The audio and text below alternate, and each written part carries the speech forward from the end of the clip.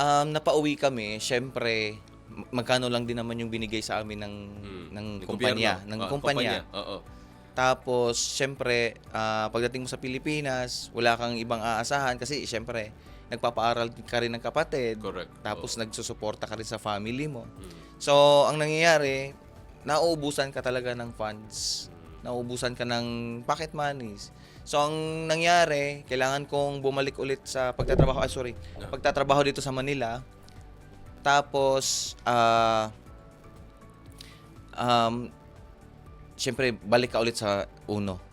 Balik ulit ka sa zero. Wala talaga. Wala ano? talaga. Oo. So, doon nagsimula na naman ulit yung journey ko na mag-apply kahit saan.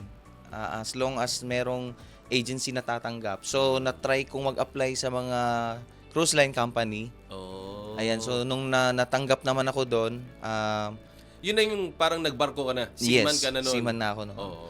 So, actually, hindi talaga yung literal na seaman kasi kami ay nasa hotel. Hotel. Oo. Yung mga cruise ship ba yan? Cruise ship. Oo. So, ang sa amin doon is, ang sa akin doon is, sa 9 years kong pagtatrabaho, marami na rin naman akong nawala na yung mga utang nila mama. Kahit pa paano, no? Nakakaluwag-luwag. Nakakaluwag-luwag na, Okay. nakakapagbayad-bayad na, nakakabili na ng mga gusto nilang mga appliances sa bahay, napagawa na rin yung bahay, ganon.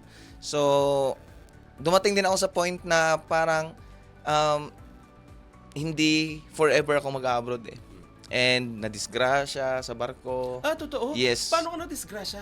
Bali, ano po yun?